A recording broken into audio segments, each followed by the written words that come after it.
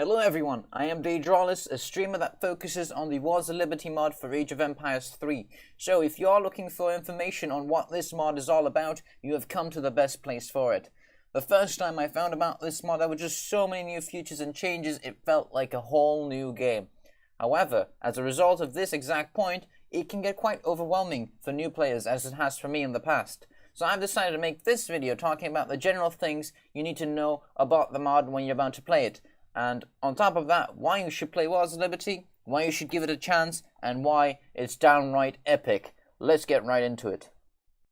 So diving into the first and probably the biggest reason the mod should be very interesting to everyone is with the number of new civilizations. On top of adding new civilizations to the existing European, Asian and native cultures, Wars of Liberty brings the Latin American, Anglo-Saxon, Balkan and African cultures into the game with Middle Eastern and Polynesian cultures planned for the future as well.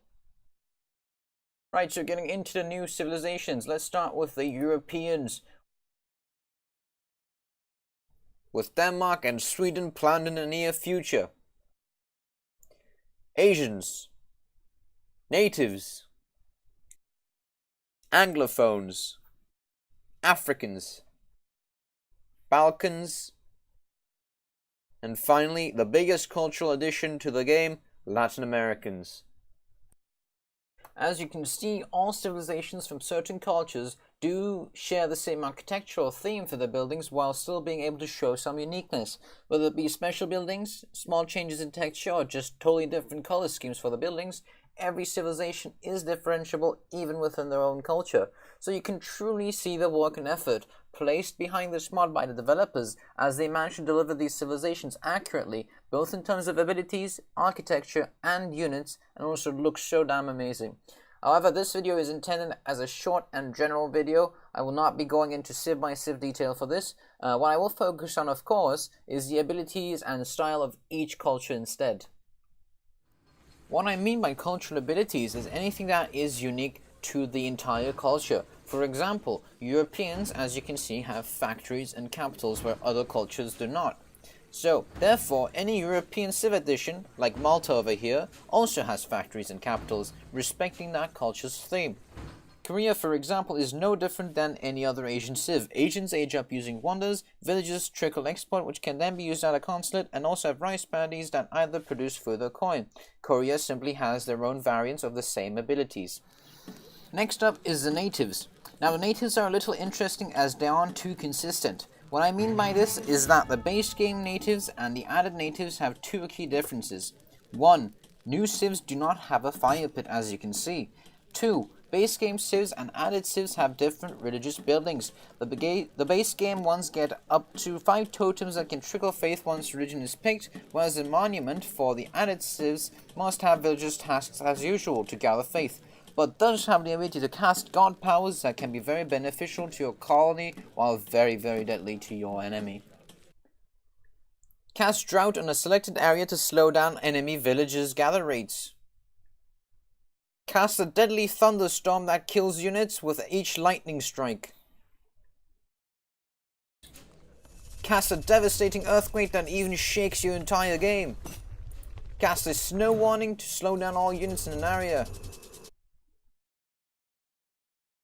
Cast a deadly tornado to deal damage to buildings and units at the same time. But not all god powers are this deadly and violent. You also have some good ones. For example, starting a rain that boosts all gather rates from farms. It also has rainbows. You can also sprout a great Amazon forest out of nowhere.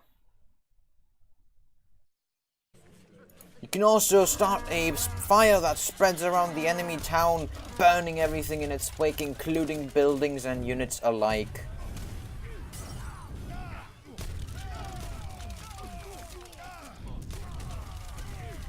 So with that said, let's jump into our first new culture, the Anglophones. The Anglos probably have the least number of new features compared to the other cultures as they are pretty similar to Europeans.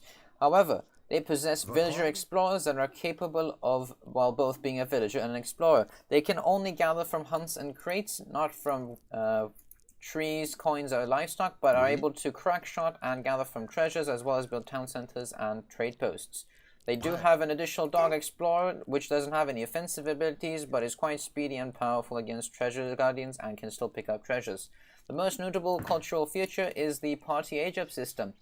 The Anglos have a politician system where, on top of the normal age-up bonuses, they also unlock a certain unit according to the politician as well as the tech. So you gotta be very careful with how you age up, as the units and techs that you do not choose will not be available later on in the game. Moving into the African culture, we have quite a few unique abilities. Aging up is done through the library that has 3 different tech lines. The red tech, which unlocks the military units and buildings, the yellow tech line that unlocks economic upgrades and buildings, and finally a blue tech line that unlocks civil buildings such as the church and its techs. So even if an African civ is H2, it doesn't necessarily mean that they can build barracks and churches. So as a quick demonstration, if we get 2 red techs will be H2, but if we get a villager over here, we can't actually build these.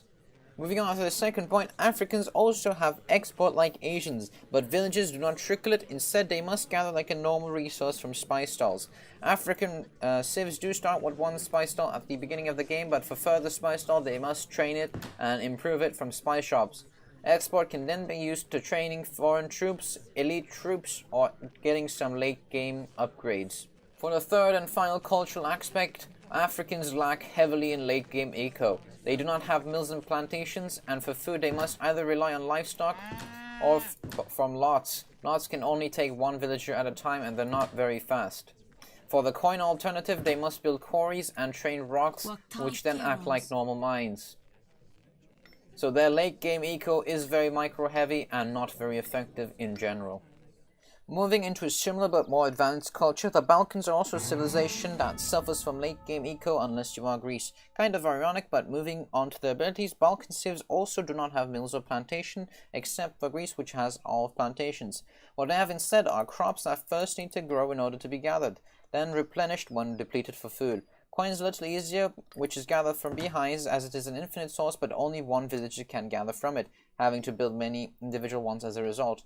On top of these crop additions, the market has been changed where the gather rates of hunts have been replaced with gather rates for crops. The market also now works with levels. Once techs are researched, they are automatically replaced with the next upgrade, but must be leveled up first. However, the level up does give quite a nice amount of XP for the rather cheap cost. So what are the hunt upgrades, you may ask? Do not worry, they are still here, but at this unique Balkan building, the Hunting Lodge, which replaces the livestock pen and upgrades both hunts and livestock, and can also fatten livestock. Balkans also cannot age up from the town center, but have big buttons in all other buildings except for houses and churches as well. And the big buttons essentially provide an age up bonus that is respective to their own building. Balkans also have a special explorer called a Cartographer, which is weaker than normal explorers, but doubles the treasure yield. So if you pick up a 50 wood treasure, it will come out as 100 wood, but is quite weak against treasure guardians to make up for the balance. Finally, moving into the biggest added culture, the Latin Americans are quite unique as well. Their unique age-up system has different costs for each option. However, the more you pay, the better the deal, as you get better bonuses and aging up is done faster. As you can see here, the times go from 120 seconds with 600 food to 1000 food with 30 seconds. Fortunately, Latin American civs do not struggle in eco like some other cultures previously mentioned, as they do have mills and plantations, as well as arsenals. So overall, they have a decent eco and military. Despite lacking a safe house, Latin Americans do have town halls, which instead of spies can train colonels. Colonels trained can then be assigned back to the town hall to trickle XP.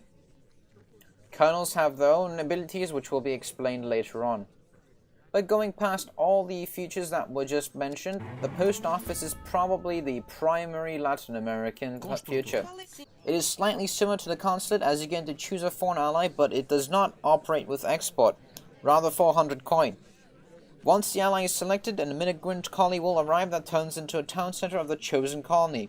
From this building, improvements and units can be obtained using shipments.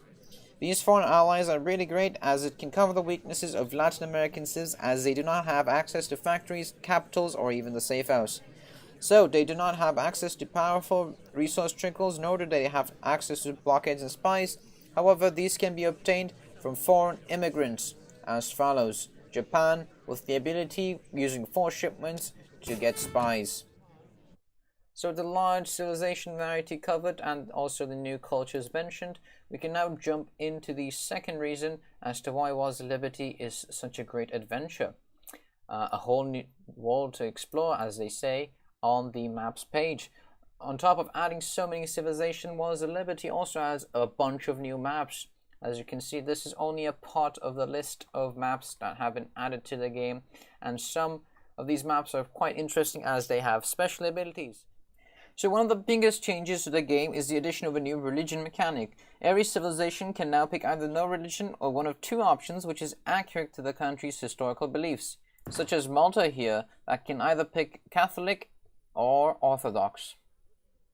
As you can see here, the church has been reworked and now operates only for religion, and its text has been moved over to the capital and the market. Mercantilism over here and the other church upgrades over here at the capital. But as you might notice, the capital is now available at H2 and only costs 250 wood. Its normal upgrades are still available at the later ages like normal, so no need to worry about the late game. But going back to religion, once any religious choice is picked, so this does take a minute, so let's do the speed sheet really quick. So once the religion is researched, just like right-clicking a mine, you can now assign villagers to a church. And now once they're assigned the church, you can finally start gathering faith. Of course, this is being gathered at a much faster rate than normal.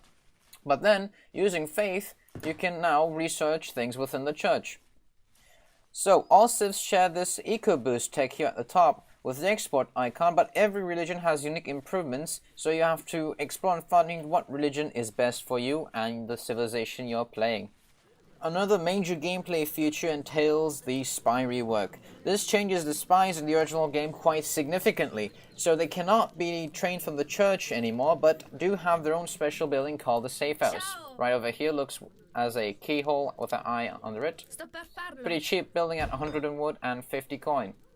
So all civilizations except for the Latin Americans have access to this building to train spies for 250 coin and 3 population. So the safe house also offers a bunch of improvements for the spy units themselves, and the spy tech at H5 from the capital has also been moved into the safe house. Now moving on to the spies themselves, they have 5 abilities overall. Entering stealth and being able to attack while in stealth. They also have an H3 upgrade for 400 gold that allows the attack to be ranged, and the stealth is still kept. 2. Selecting an enemy unit and being able to see the line of sight with the Informer's ability.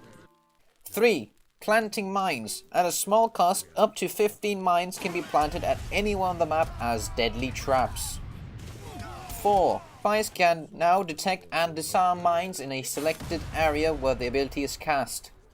5. Sabotage, my personal favorite.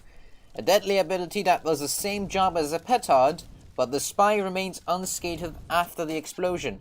Every spy has a unique cooldown on the sabotage ability and can keep casting it as long as it is off cooldown. Right, so talking of the kernel abilities, there's 3 to talk about. First of all, Plaga. When cast, deals insane damage in an area.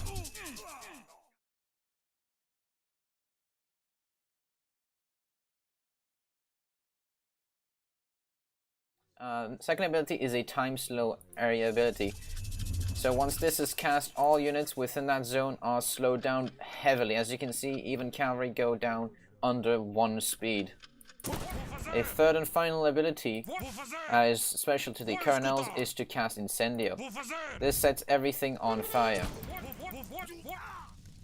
The fire deals significant amount of damage and will destroy all buildings and kill units within its range. To sum everything up, Wars of Liberty is a huge mod which essentially is a game on its own. Hopefully as a result of this video I have gained your interest to at least give it a try. I also hope that this video was helpful in getting a general but better understanding towards the mod without having to dive face first into the unknown considering the so many changes and additions. But as this is meant to be a short and general introductory video, I will be ending it here, leaving the exploration of the individual civilizations to you, the player.